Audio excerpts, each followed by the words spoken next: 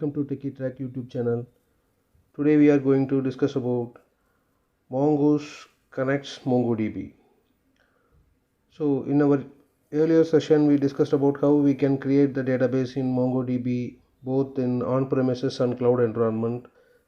So once we create the database and once we create the collections, we need to access it from our applications, right? So the plan is like we are going to write one service in Express.js and we will call the Mongoose and get the data from the MongoDB. Okay, what is Mongoose? Mongoose is a object data modeling library. So it is available in the Node.js. You need to install it. So using the Mongoose you can connect the MongoDB. And once you connect the database using the Mongoose, you can do all the database transactions: insert, update, delete and select. And that means you can retrieve the data, insert, add, delete and all those things you can do that. In MongoDB all the data are stored in the inside the collections, like inside the documents. So Mongoose will return the response in the JSON format because MongoDB is keeping the data in the JSON format, right? Okay. So to install the Mongoose, it is available in the Node.js. So you can give the simple command npm install mongoose. It will be getting installed. And once Mongoose installed, you need to write the service in Express.js. I installed Axios also because in the upcoming session what I am going to do that I will create one simple React.js app and connect the MongoDB using the Mongoose and Express.js. So I installed both Express and Axios. So once the installation got successfully completed, then I need to create a package.json file. So the package.json file contains what are all the softwares, what are all the packages installed in your particular folder. So I installed Mongoose and Express inside this CRUD folder. So I created a new package.json. In the right side of the screen, if you see that the packages JSON contains dependencies, like we installed Axios, concurrently Express and Mongoose. And the first box is start, right? The value of the start will be the index.js. I just replace it as a node space server.js.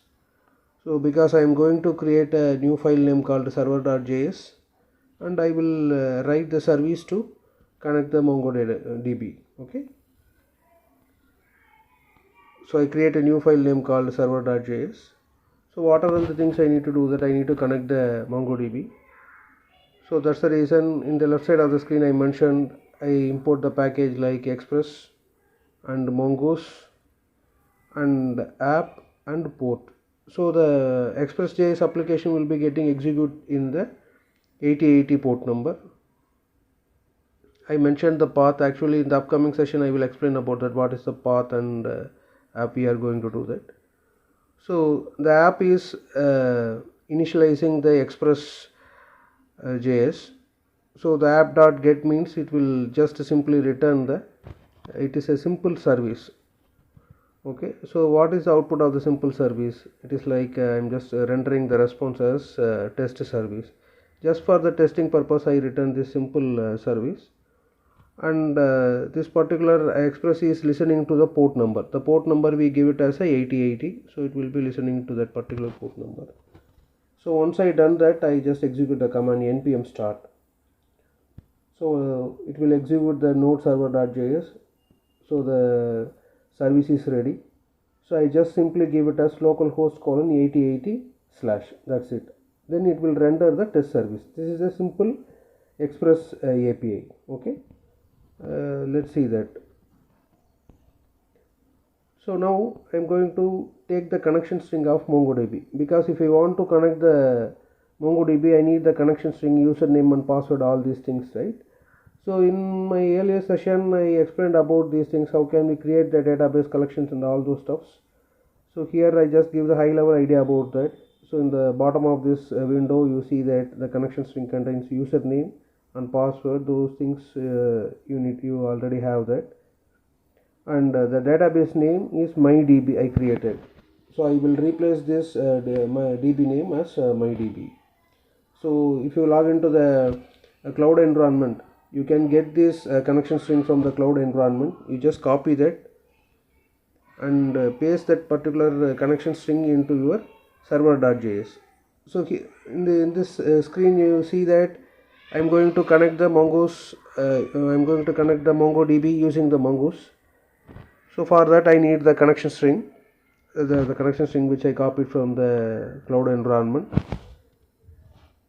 and mongoose.connect. So here what it is that mongoose.connect, and the URI I already gave that it is contains username and password, and I gave the parameters. These are all the default parameters. Use new URL parser and use unified topology, and I'm using that mongoose.connection.on. So what it means, so the mongoose is connecting the database. I need to know about it, right? So that's the reason I just give it as connected and give the console log as also connected. So these two lines, that line number 11 and line number 12, is the important things to connect the MongoDB. So here I am showing a simple collection and documents which I created in the MongoDB database in the cloud environment. So the testDB is the database name and the EMP is the collection name. This collection contains the few documents it's already inserted. So let's see that how we can fetch the data from the MongoDB.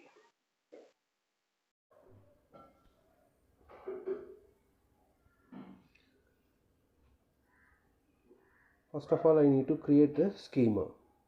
So the concept is the MongoDB collection is there, that is called the table is there. To fetch the data from the table or to insert the record into the table, we need to do two things. First one is we need to create the schema, next one is model. So here the schema is equal to, I gave the constant schema is equal to mongoose.schema, and I will give the structure of the table. So the table contains the collection contains two fields, EMP ID and employee name. So I just give that EMP schema is equal to new schema of EMP ID and employee name, ename, and the data type will be the string. So once the schema created, I need to apply the schema into the model. So I am creating the model. EMP model is the name and mongoose.model of EMP is the collection name. It is available in the MongoDB, comma schema name.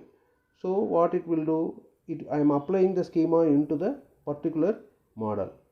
So now the model is eligible to access the collection in the MongoDB, and it will do the operations, whatever the operations we want to do, that we can do that. So here I am going to render the data.